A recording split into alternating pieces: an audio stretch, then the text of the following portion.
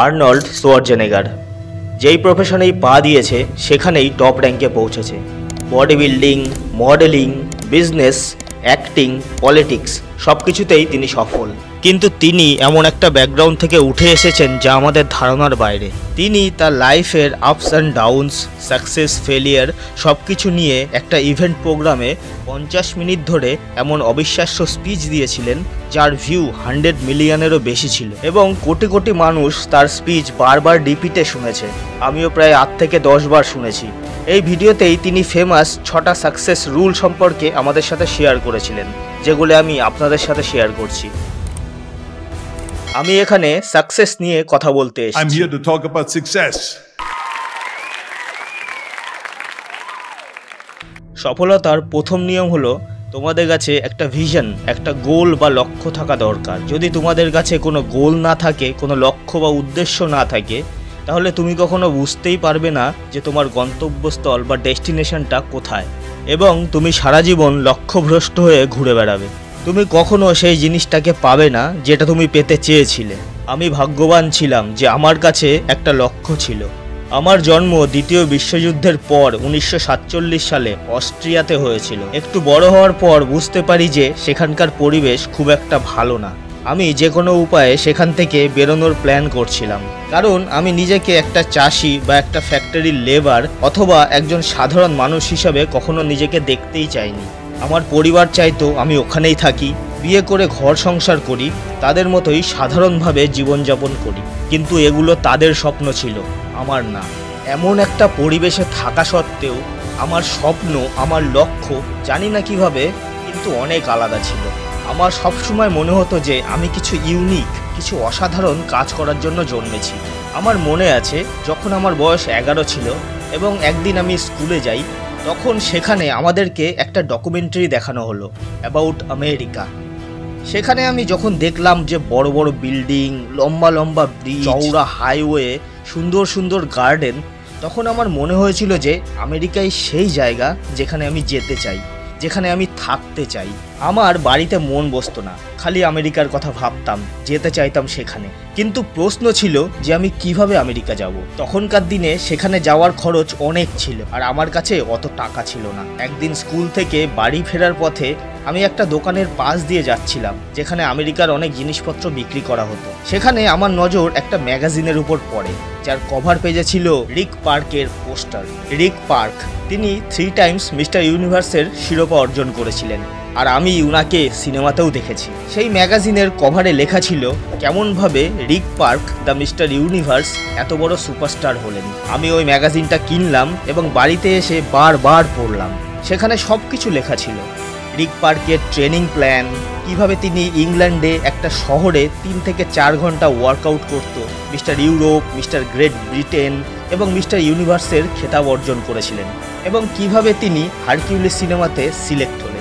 সব পড়ার পর আমার মনে হলো যে এটা তো আমার জীবনের ব্লুপ্রিন্ট। আমিও রিক পার্কের মতো বডি বিল্ডিং চ্যাম্পিয়ন হতে চাই, সিনেমা করতে চাই, কোটিপতি হতে চাই। আমি কতটা এক্সাইটেড ছিলাম সেটা শুধু আমিই জানি। আমি জানতাম যে আমাকে এটাই করতে হবে। ভাবো একবার, যেখানে বেশিরভাগ লোক জানেই না যে তাদের ডেস্টিনেশন কোথায়, সেখানে আমার মনে পরিষ্কার ছিল যে আমাকে এখন কি করতে হবে। একটা সার্ভে অনুসারে আমেরিকার 74% মানুষ তাদের জব পছন্দ করে না, কারণ তারা এজন্য কাজ করছে না যে এটা তাদের ড্রিম জব। তারা সেখানে এজন্য কাজ করছে কারণ তাদের কোনো লক্ষ্য ছিল না, কোনো ভিশন ছিল না। লক্ষ্য ছাড়াই তারা ঘুরে বেড়াচ্ছিল।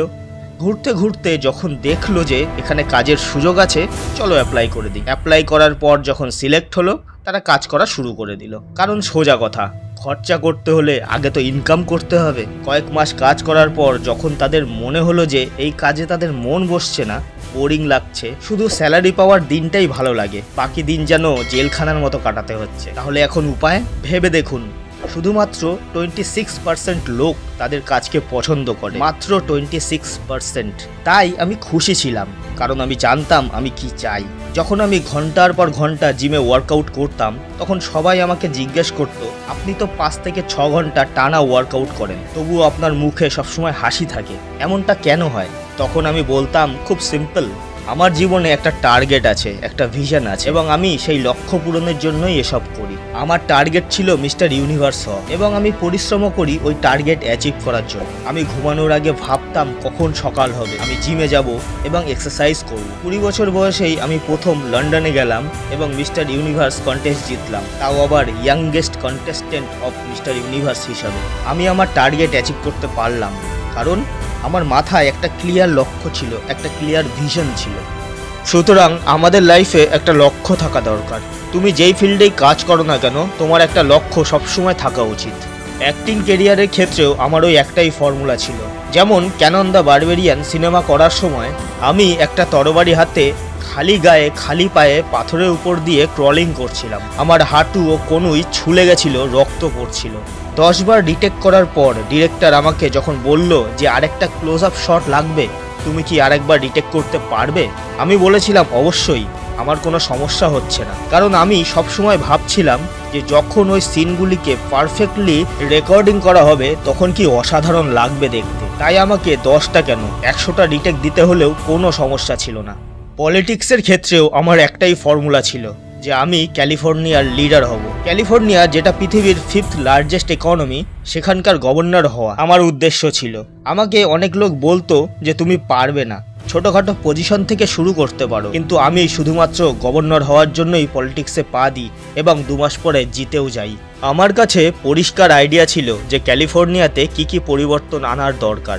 একটা জিনিস আপনাদেরকে বলি যে নিজের লক্ষ্যকে ভিজুয়ালাইজ করা এবং তার পিছনে ফোকাস করে কাজ করার একটা মজা আছে। এই কাজে আপনি কখনো ক্লান্ত হবেন না। এটা ছিল রুল নাম্বার 1, যে আপনি যে কাজই করুন না কেন তার পেছনে একটা ভিশন, একটা পারপাস থাকা দরকার।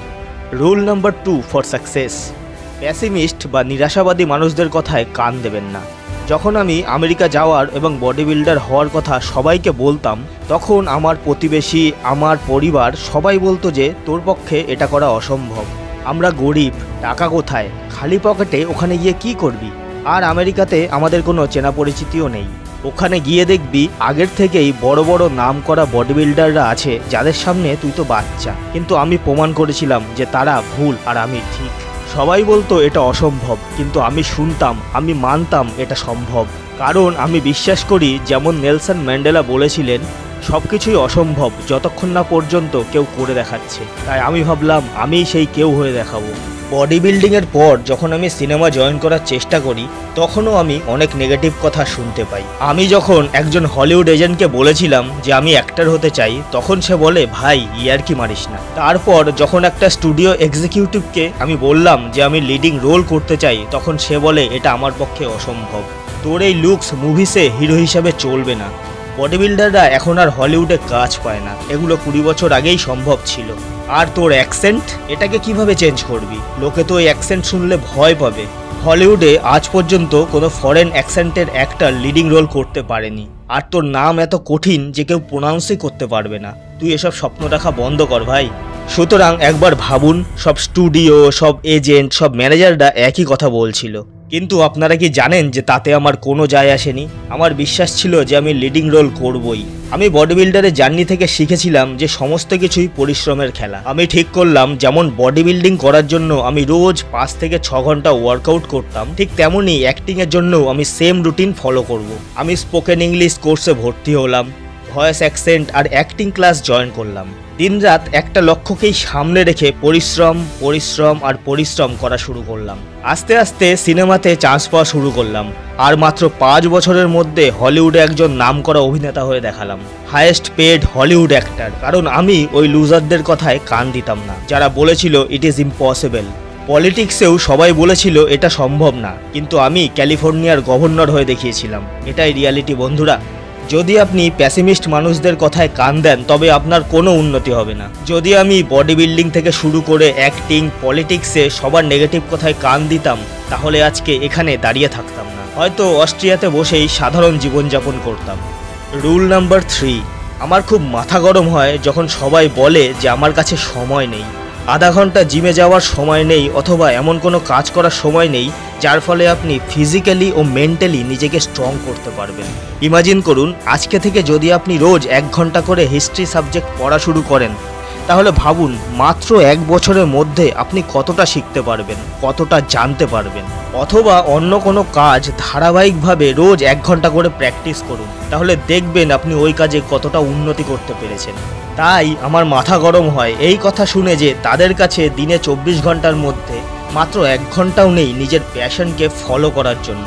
যদি তুমি 8 ঘন্টা ঘুমাও, 8 ঘন্টা জব করো, তারপরেও তোমার কাছে 8 ঘন্টা পড়ে থাকে, সেই 8 ঘন্টার মধ্যে মাত্র 30 মিনিট বা 1 ঘন্টা নিজের জন্য বের করতে পারবে না?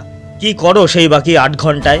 কিভাবে নষ্ট করো সেই সময়টুকু? বন্ধুদের সাথে আড্ডা মারো, ঘুরতে যাও, বেশিরভাগ সময় মোবাইল দেখে সময় কাটাও, তাই তো?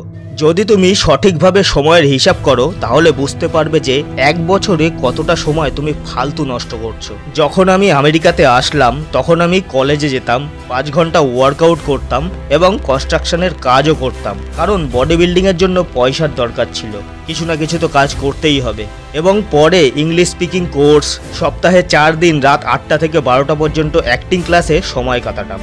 এত কিছু করার পরেও আমি কখনো অজুহাত দিয়ে সময় নষ্ট করতাম না। এই কারণেই আজকে আমি এখানে আপনাদের সামনে দাঁড়িয়ে আছি। মোহাম্মদ আলী, যাকে আমি নিজের চোখের সামনে জিমে অমানসিক পরিশ্রম করতে দেখেছি।